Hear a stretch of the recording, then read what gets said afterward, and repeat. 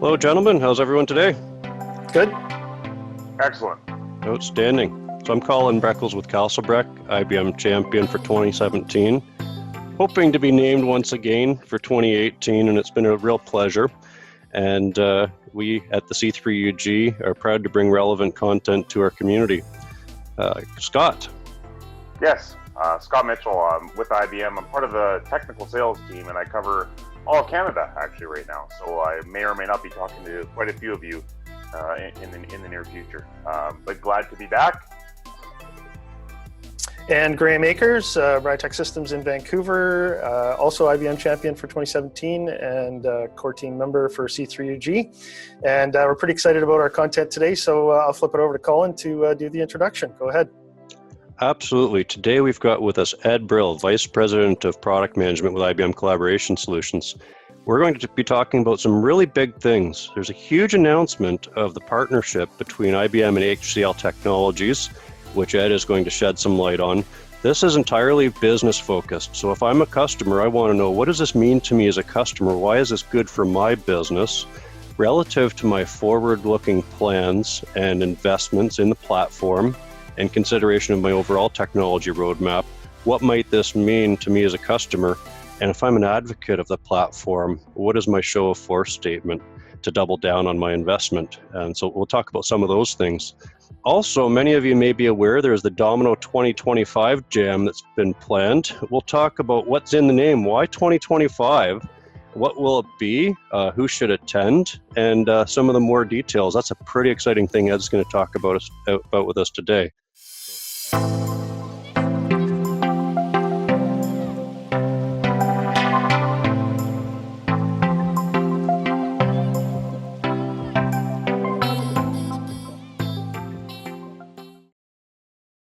Ed, welcome and thank you for joining us. Thanks a lot, guys.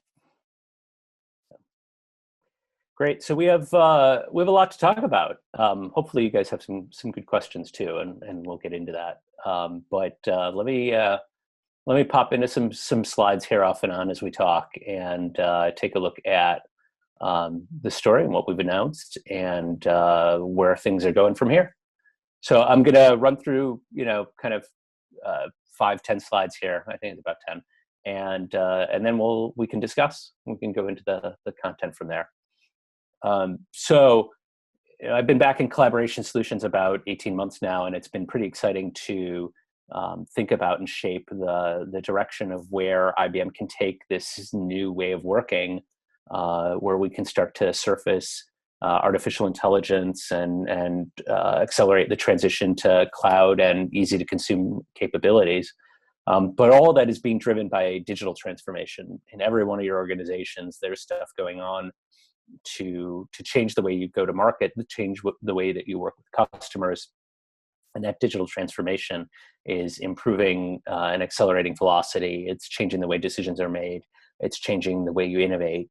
And the result is, when we think about how we do the same kinds of things, that requires a more open approach to how we can accelerate as well.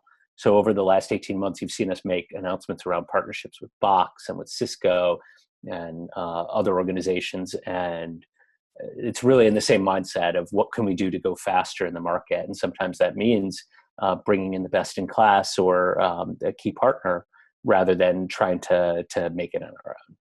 So over the last few weeks, this announcement's been covered, so I apologize that it's in present tense. Hopefully the basics of this are familiar to you, but I'll go into a little bit more detail here on the announcements. So IBM announced a Domino product family update for version 10 and beyond. And our goal here is to really get excited, to bring back a sense of there being wow and innovation going on in the Notes Domino-verse and Sametime portfolio, and to commit to a roadmap, to an exciting roadmap for today and for the future with a long-term point of view. It's a very long-term point of view. In fact, this announcement and the agreement around it are really evergreen, no end date in sight. This is intended to, and we fully expect it to propel these products into the next decade and well beyond. So we've been hinting at a new release of Notes and Domino for a couple of months, and now at least have been able to formally announce a Notes Domino verse and Sametime update in 2018 under the codename of Project Sapphire. And what we want to do is have kind of an involved process, an engaged process in the market around how to design that release and beyond. And so I'll talk about the Domino2025 Jam. But then also we have short-term proof points where we're looking at how can we deliver an update, including the commitments we've already made to Verse on-premises version 103 and Notes and Domino 901 Feature Pack 10, both of which will come right around the end of the year. So, just a sort of short few weeks away, and then, work on the major release that commence upon that. Part of this announcement is the how, and while the announcement itself is really around the what, it is important to understand that there's a how to it as well. And so IBM has announced a strategic partnership with HCL Technologies. And HCL is really our go-to-market partner in terms of how we'll continue to deliver the updates to Notes Domino, Verse, Sametime, et cetera, well into the future. And this partnership is a joint investment and go-to-market around this product portfolio. And you'll see that both IBM and HCL will now engage in the market in a way that will provide for increased client advocacy and more access to the lab. The lab will be a set of people, both IBM employees and HCL employees, as part of this going forward. So no disruption of who you work with. It'll be the same people. In some cases, there'll be HCL people, and there'll be more of them than there are today. But you'll continue to work with IBM on the kinds of things you do around buying the product, getting access to support, how you work with us in product management on requirements. Kind of all those mechanisms continue the way that they do today, but we're now working together with HCL on the roadmap and the direction for the product going forward.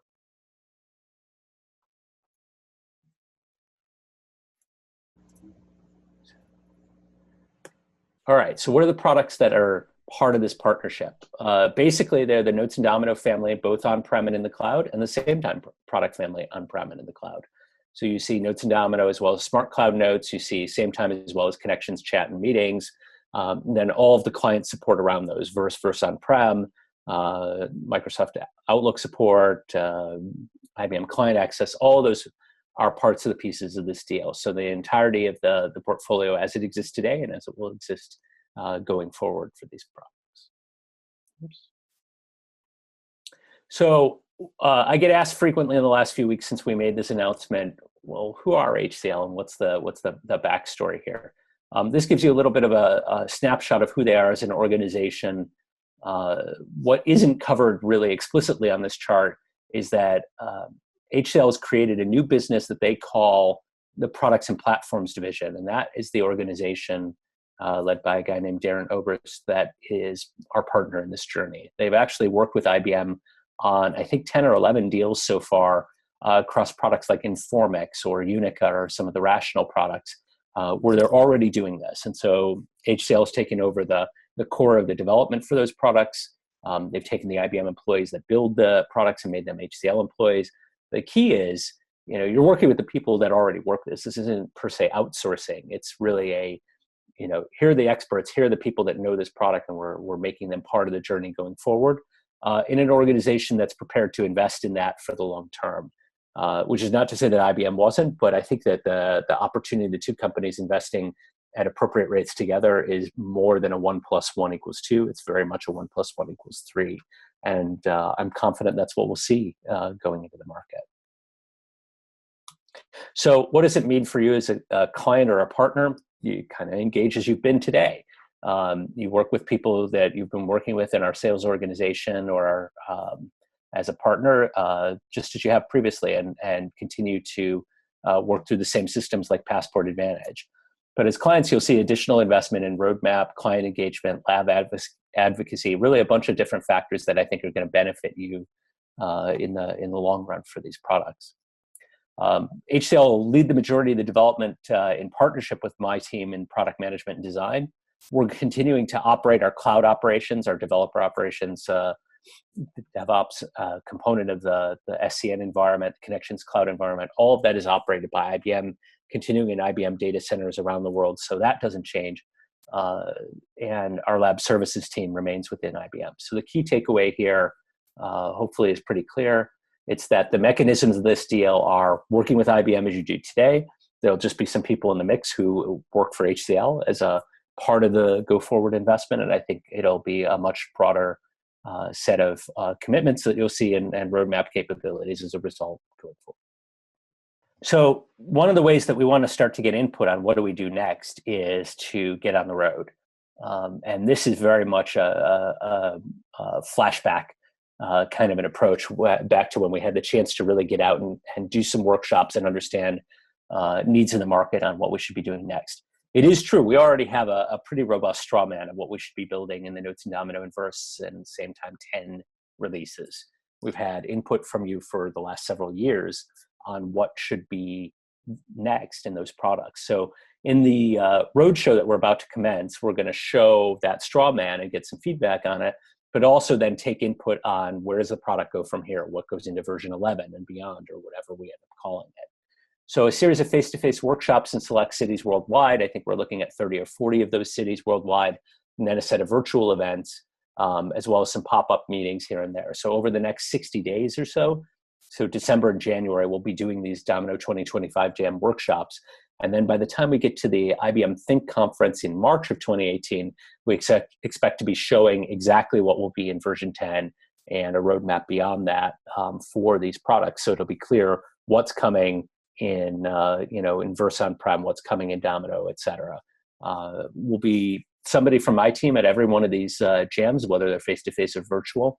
And in a lot of cases, HCL will send one of their leaders and one of the engineering execs to the discussions as well.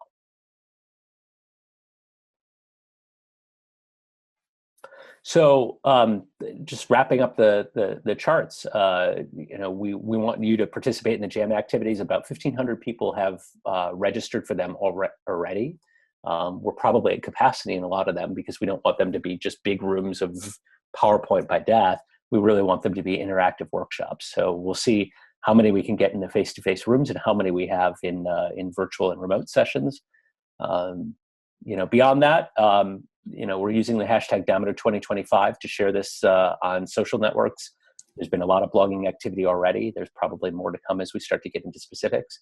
But my team and I are here for questions, and that's really why I wanted to talk to the Cross Canada group today, is to find out what has developed in your minds over the last few weeks since we made this announcement, and how can we support that.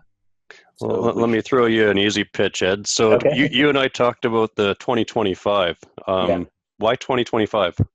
Yeah, so we wanted to signal a very long-term kind of a point of view. Originally, we thought, well, let's say Domino 2030, but there's actually an energy company in the U.S. that has that name trademark, so couldn't use that.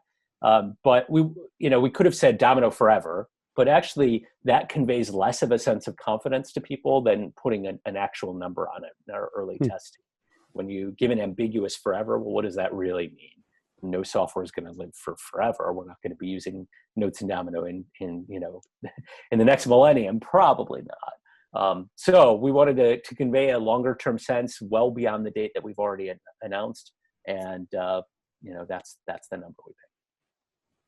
Do you want to talk at all about numbering? So a lot has been made of the fact that there wasn't a 10 announced sooner, and the mistaken impression was that active development and features weren't being released when in fact they were.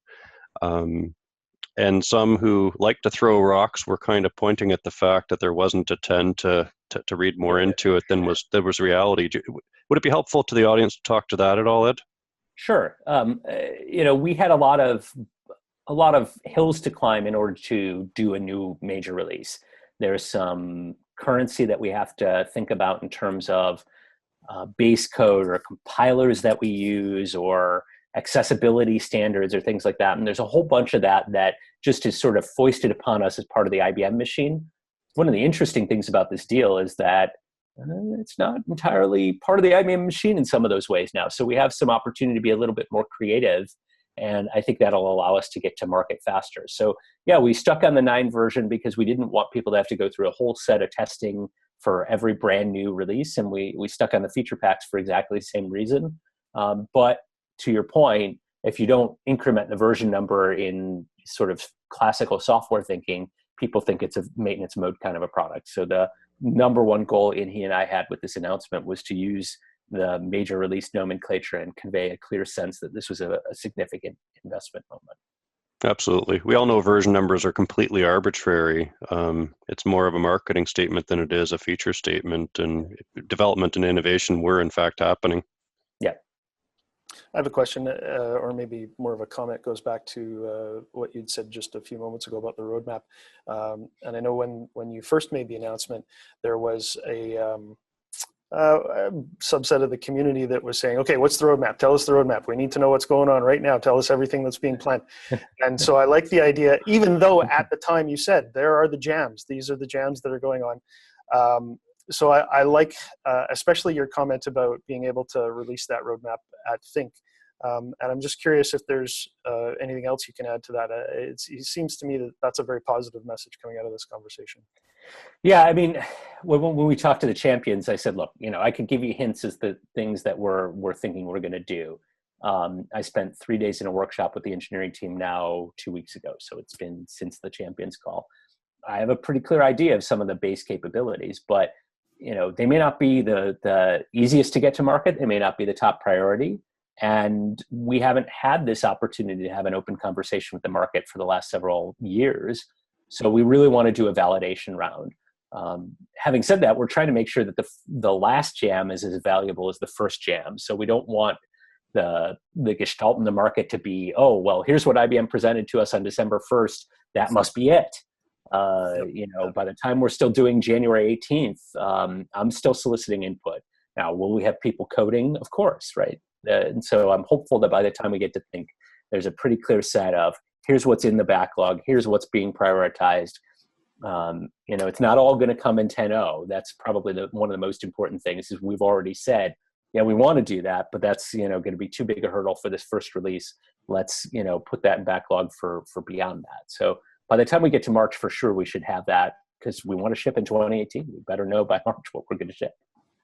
That's awesome. Thank you. Yeah, sure. Scott, you've been engaging with a lot of customers. What are your thoughts on the announcement? Yeah, it's been quite positive already. Even since the announcement came out a few weeks ago, we've had customers contacting us and saying, well, this is great news, right? We weren't sure what the roadmap looked like. We weren't sure what the future was going to be. And it's instilled a lot of confidence, I think, in IBM going forward. One thing I hear from all our customers is, regardless of what they hear from competitors and whatnot, is the platform is rock solid, right? They've never had issues with it. There's usually not a lot of reason to move off their applications and whatnot because they work so well. And not having good looking applications is not really a great ROI, right? And we're coming with some great tools, as we've talked about with Phil from Trilog a few weeks ago, tools like Sappho, to really aid and abet, those applications that have been around for a while, make them look a whole lot better. So this, just adds on top. This announcement just adds on top of that, right? So we've got, a lot of great news coming out of this camp. People are excited. The customers we do have in Canada do feel good about it, and I hope if you guys are watching, they're going to get involved in the 2025 Jam and show up at Think this year, because I imagine there'll be a lot of information about that happening there. So. Sign up for the jams, folks. We'll post a link in the video description and on the C3UG website. So the question that I have is just the lack of information or the skepticism perhaps about HCL's ability to deliver. And of course, I didn't know of HCL before the announcement. And basically, my answer to anybody that asks is we got to give them a chance. There's no reason to stand here and say HCL is not going to be able to deliver when none of us know. And of course, we're trusting IBM and the partnership that's been put together to allow them to do that work. So my answer has been, we got to give them a chance. Let's give our feedback, be enthusiastic, test the product when it comes out, and then give our feedback all over again. I'm curious, Ed, if you have any similar or different thoughts on that when that question's been posed. Yeah, I mean, I think it gets into they have multiple businesses, and people who do know HCL, or if they go, do sort of the initial read on them, say, oh, it's just an outsourcing company. Well, that was their foundation, but this platforms and products team is completely different. and their goal is to ship product. I mean, that's why we're investing together, is to do that. That's why they're taking the engineering team and not just saying, okay, well, we've got a bunch of coders we can throw at this. So this is a team that has proven its ability to deliver this platform because it's the same people. We obviously have to show that to you. It's important to establish credibility very early on, and that's why we're trying really hard to hold the Feature Pack 10 and Verse On-Prem 103 to as close to the end of year as possible. There's understandably some disruption in moving, hundreds of people from company A to company B employment-wise, but we'll keep that date as close as we can to show, yep, the machine's still moving, and it'll move towards the 10 release very quickly. Good, thanks. So what do you think the format will be at Think in terms of how I mean, you're still working on what it will comprise, but do you have any thoughts on what you might do differently on stage at Think, Ed? Well, the bar is high. I could parachute in like Spider-Man, or bring back Dennis Leary, or have Cirque du Soleil. Think is going to be a gigantic conference, and there's a lot of machinery that's going to happen around the conference as opposed to the conference within a conference, or whatever we're going to call the neighborhood or the zone, or I think there's some term that they're using for the specific brand teams. Rishi and I, Rishi Vaish, who was on stage with me at Connect this year, in the opening session, he and I are going to have a session together, and that's probably where we'll put the primary focus for announcements like this. I don't know, what the theatrics will be, but I'm pretty sure that's where we'll cover this message. Well, we're all excited, and we have something up our sleeve for C3UG that's all positive and distinctly Canadian. All righty. Let's leave it at that. That's enough. I could speculate for sure, but I'll leave it. Okay, not at liberty to share anymore. Fair enough. By the way, one thing we should mention is a huge shout out to our friends at Icon UK, who conducted a call with Uffe Sorensen and Barry Rosen shortly after the Champions call, and that was really directed at the community and did get a little bit more technical and I guess more detail, whereas we're intentionally keeping this call aligned to the announcement and customer focused. So we'd certainly encourage anybody to watch that, and we'll make it a point to throw a link to that replay in our video description as well. Ed, thank you so much for taking the time to talk to us and our membership on behalf of the C3UG. Yeah, this has been great. I think the more we can share, the better it's going to be for everybody in the market. Absolutely. Graham, do you want to close us? Yeah, wonderful. Thank you. And also on behalf of Scott and myself, Ed, thanks a bunch, and to everybody that's watching. And to all of those folks watching, we're doing more videos, so let us know what you think. Subscribe to the YouTube channel, hit the bell on the YouTube page so that you get notifications of new videos. Keep an eye on our Twitter feed and our blog on the c3ug.ca website for more information. And again, comments, questions, let us know what you're thinking out there. We've got connections in the industry, as it were, and have the ability to bring people in to share more information with you out there that need to know this information. So again, thank you very much for your time.